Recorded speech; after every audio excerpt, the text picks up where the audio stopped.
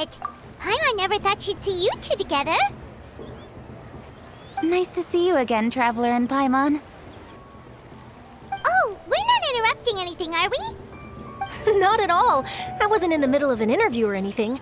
I was just asking Miss Kuching about purchasing a kite. A kite? Are you buying some regional specialties to bring back to Fontaine? Well, yes. And... It seems you haven't heard yet. The theme of this year's Lantern Rite is kites. Oh, so that's why Paimon has seen so many floating in the sky. Liyue Harbor is always changing, so it is only fitting that Lantern Rite should change in turn. The Qixing believes it would benefit Liyue to build on our own cultural foundation by embracing the technologies of other nations. After all, it is said that the stones of another mountain may serve to better polish one's own jade. Yeah, remember my business meeting with Tianquan Ningguang the last time I was in Liyue Harbor? That's what it was about. But all I really did was use my network to introduce Lady Ningguang to some interesting people. I'm not sure that quite counts as fostering cooperation. In the end, we decided to combine Liyue's traditional art of kite making with Fontaine's mechanical vertical lifting device. Mechanical lifting device? Sounds pretty impressive. But don't kites just use the wind to fly? Why would you need to add something mechanical? Well, you've actually just answered your own question, Paimon. How high and far a kite can fly depends as much on the weather conditions as on the skill of the person holding the string. But as soon as there's no wind, you can only flail about helplessly like a sweet flower medaka out of water. Experience doesn't matter at that point. Exactly. Liyue is now a nation ruled by humans, after all. It's about time we had the power to make a kite fly, don't you think?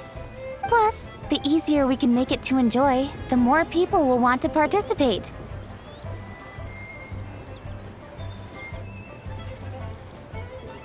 Right? I also thought it was a novel idea.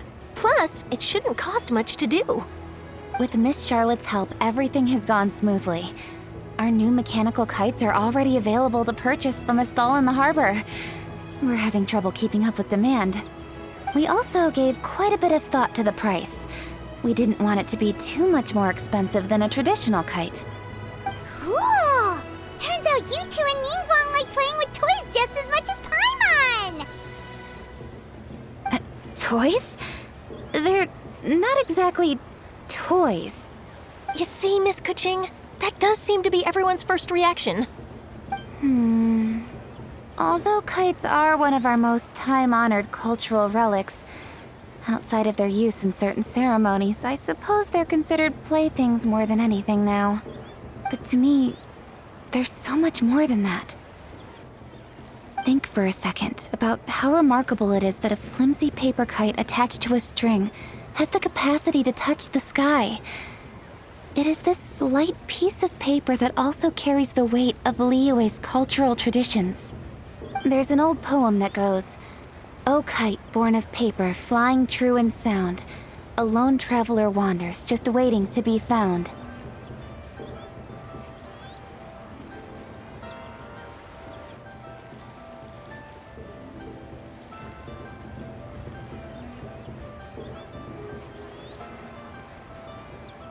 In the past, poets from Liyue used kites to symbolize a feeling of longing, or evoke the peacefulness of idyllic rural scenery. If the people of today can derive enjoyment from this activity, they will not only be more likely to better appreciate the tradition, but also to pass it down to the people of tomorrow. That's the Kuching we know, always thinking 5 steps ahead of anyone else. Well said, Miss Kuching. I've learned quite a bit myself. As long as you're willing to listen, I'm happy to share. I also know quite a lot about the various folk traditions related to kites. For example, whenever a kite blew away, people would say it was the Adepti that summoned the wind to take it away as an offering. That way, you can turn an unfortunate event into an auspicious one. What about something more fun? Do you know anything like that? More fun. Let me think. Oh, I suppose we should first talk about how kites are made. It's another one of our precious forms of traditional craftsmanship. My grandfather told me that back when he was a boy, children learned the art of kite making step by step from their elders. First, you use the thin strips of bamboo to construct the frame. Then, you draw a design of your choice on a piece of paper, paste it onto the frame, and tie on the string. Then, you look towards the sky and release the kite to soar among the clouds. Some people write down certain names or desires on their kites, cut the string, and let them fly free. Others may place particular thoughts or meaning into the design itself. Are certain designs associated with certain meanings? I'm gonna jot all of this down. Well, for example, kites in the shape of a butterfly typically symbolize freedom, happiness, or the desire to break free. Fascinating. What else can you tell me? The scissored-tailed swallow is the most classic design. It symbolizes good fortune and joyful tidings. Different colors also have small variations in meaning. Are these commonly understood meanings and symbols in Liyue? Kind of like the language of flowers in Fontaine. I believe so. Most have probably heard something about it from their elders at some point. If you're interested, Miss Charlotte, I have several books on the topic that I could lend you. They could be a useful reference. That would be a huge help! Great! Looks like I've got the outline for quite the article on my hands.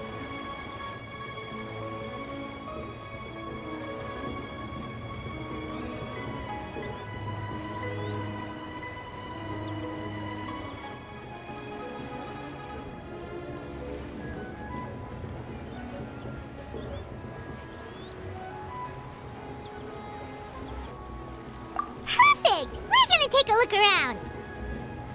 Then I'll show Miss Charlotte to my home for a little while. I almost forgot. The Ministry of Civil Affairs is hosting a kite flying contest on the night of Lantern Rite. If you're interested, you're more than welcome to bring a kite and participate. The rules are simple. Whoever flies their kite the highest and furthest within the time limit will receive a special honor along with a secret prize. I've already prepared more than enough empty film for the event. I can see the spectacle already. Maybe tone it down a bit, Traveler. What if we don't win? It's better to keep a low profile until the competition starts. Then we'll give them a show they never saw coming. Oh, that secret prize is ours. Then I'll look forward to seeing your performance. You bet! See you then!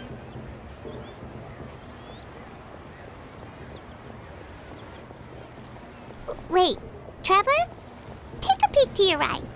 Do you see those two people lurking over there? Is it just Paimon? Or were they staring at us the whole time we were talking to Kuching and Charlotte just now? They seem fishy. Huh. Well, yes, but something's up. Paimon just has a bad feeling. Do you think they could be treasure hoarders? They always seem to be stirring up trouble during Lantern Rite. Oh, Paimon's sick of waiting around for something bad to happen. We should strike first, you know. Foil their plans before they even begin. You go right, Paimon will go left.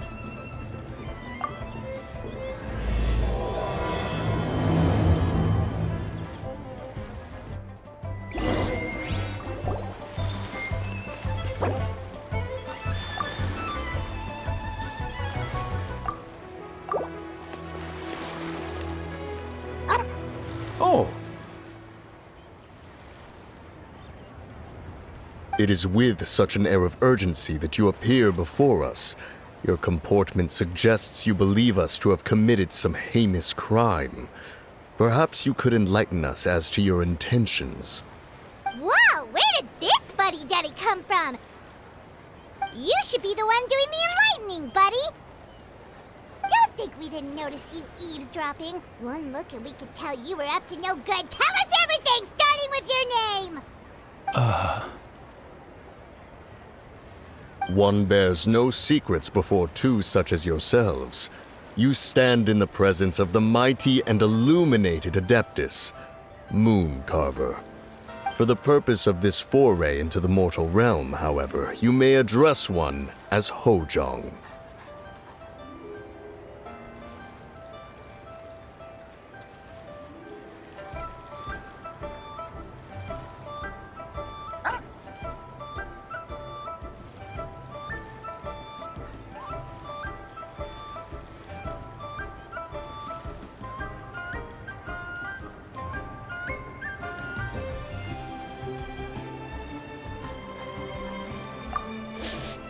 Kidding? That deer's got his head stuck so far up in the clouds, there's no way he'd humble himself down here with the rest of us. You may want to hold your tongue, Paimon. Ha! Don't think that Paimon is gonna believe you just because you know her name. Let Paimon guess, you're supposed to be Mountain Shaper, right? Indeed. Mooncarver and myself have descended upon the mortal realm for a visit. The two of you may call me Jiahu. Ha! Looks like you did your research. But in our experience, the harder you try to lead us on, the more likely it is that we've got a big fish on our hands. We'll go straight to the Millilith and have you arrested for impersonating a Adepti. Preposterous! Utterly preposterous! Right. Tell us something that only an Adeptus would know. And it better not be some common knowledge that any person on the street could tell you. You may recall that in order to preserve the tranquility of one's mountain, one planted karst crawlers around Mount Hulao. In fact, the seeds are one of Streetward Rambler's cultivars. Among all the Adepti, her horticultural skill is preeminent. The plant neither wilts nor withers, and its practical use is undeniable. Yet it does require quite the upkeep. After a while, one tires of the effort. Thus, one had no choice but to foray into town to inquire from Streetward Rambler a gentler and more easily managed variety. On your way, you were accosted by a group of youths, and without revealing your true form, were unable to extricate yourself of their presence. If one's memory serves, Streetward Rambler had to personally come to your rescue. How did you come into possession of such knowledge? The young lass, Yao Yao, keeps no secrets from Cloud Retainer. Alas, one can only let bygones be bygones.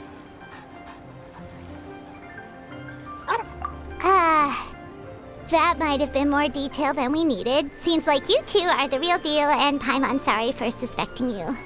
But, for beings as forgiving as yourselves, this is just water under the bridge, right? You indeed have an agile mind. Cloud Retainer was not mistaken in her high estimation of you. Paimon's still curious about something. It's just... Paimon can understand why Mountain Shaper is here, but why did you decide to come to the city, Mooncarver? It's not really your thing, is it? It is but an inevitable eventuality.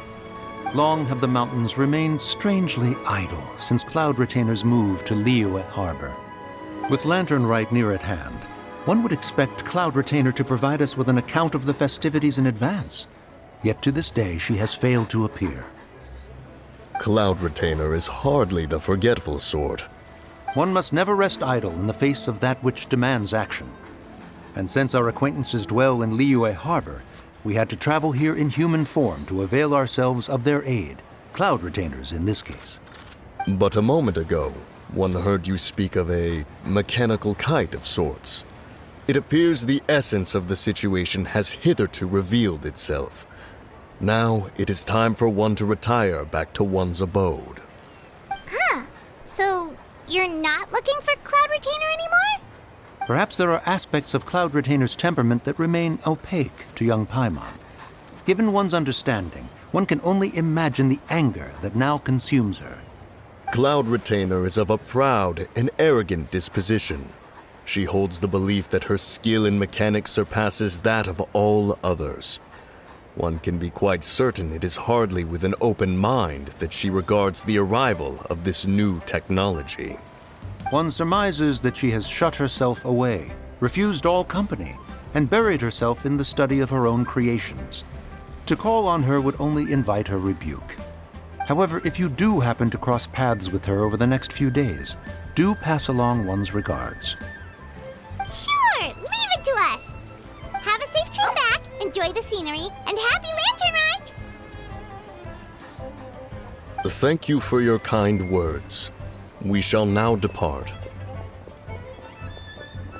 We got all worked up for nothing, huh? All that trouble and it turned out to be people we knew all along! Well, it's still pretty early. Let's head over and check out the kite stalls. Paimon wants to see what kinds of kites we can buy to use in the competition. The bigger and prettier, the better!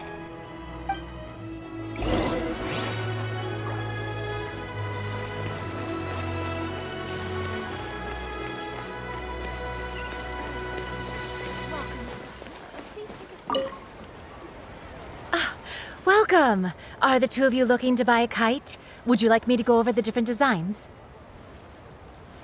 Ooh! A scissor-tailed swallow! And a butterfly! And... oh! This jade chamber design is our newest. It's been selling like crazy over the past 2 days. Does it also have a unique meaning? Of course. The jade chamber symbolizes wealth and abundance. The kite bearing its design is said to bring riches in the future to those who fly it. Oh, now that's Paimon's kind of kite! I apologize for the interruption, but are all your wares in order, Miss Genuine? Yes, they're just over there. The paper, bamboo, and dyes. All the necessary kite-making materials. Wonderful! I'll pack them up and get a guard to deliver the goods to Yilong Wharf for you. Yilong Wharf? Oh, wonder what that place is like during Lantern Rite. Paimon would love to go take a look. Well, if the two of you are interested in going to Yilong Wharf, then could I trouble you to find Gaming and deliver these goods together? Is Gaming the guard you just mentioned? Well, yes. The communications office handles shipments and transports around Liyue. He works for the Secure Transport Agency, one of our sub-organizations. The problem is, many of my colleagues have taken leave during Lantern Rite to spend time with their families. So, our available workforce has seen a dramatic decrease recently. If you were willing to help out, then I could get a head start on my next appointment. You do seem really pressed for time. Of course. Hard work deserves ample rewards. Now, at this time of day, Gaming should be somewhere in the vicinity. Just follow the main road until you see the head of a Wushu dance costume. Should be on your right. Be sure to come back if you'd like to buy a kite. I'll even give you a discount.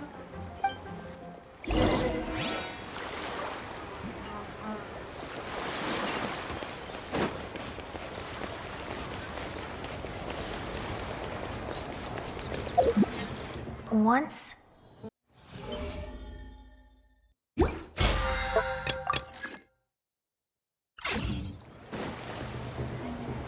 Wait, I thought we had an agreement.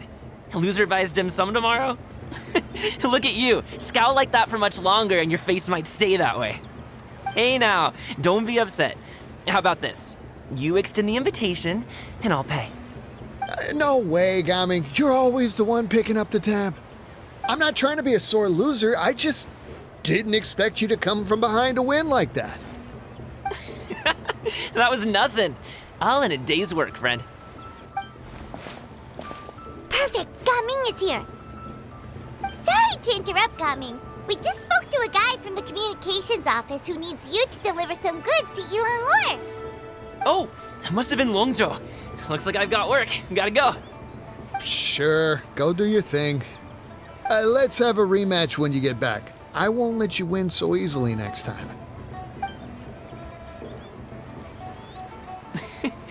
Alrighty, you can hand the goods over to me. Must have been heavy hauling them all this way. Let me take them off your hands. It wasn't that bad. It's just some kite-making materials. Plus, we didn't have to walk very far. Kite making materials. I see. I'm glad it wasn't too much trouble, Paimon. Still, I owe you one. Ah, and you must be the traveler. It's nice to meet you. Thanks for your help. Huh? You know us? There probably aren't many in Liyue who don't. I've heard quite a bit about you two. You're quite well known around these parts. Oh, and please excuse Longzhou if he forgot to thank you. Take my thanks in his place. He's a good guy. He's just been super busy lately, running around from place to place. Don't be too hard on him, yeah? So, you here for Lantern, right? Yep, it's always so lively this time of year. We were actually hoping we could tag along to Elong Wharf and have a look around. Perfect! We'll go together then. I'm good with directions, so just follow me. Trust me, I know my way around. We can exchange stories, tell jokes, or just chat along the way. Oh, and there are a couple of good places to eat along our route. We can stop and grab a bite when it's time. The ingredients are fresh, the portions are generous, and the prices won't break the bank. You can order anything, and I promise, you won't be disappointed. Order anything? Hey, did you really have to call Paimon out like that in front of our new friend? Don't worry, I understand. I joke around like that with my friends, too. It just shows how close you are. Do you need to pack anything up before we hit the road? I can wait. Nope, our things are always packed and ready. We're pretty much travel experts at this point. Oh, that's right. Then let's get going. If we run into any trouble, you can count on me to protect you. I am a guard, after all.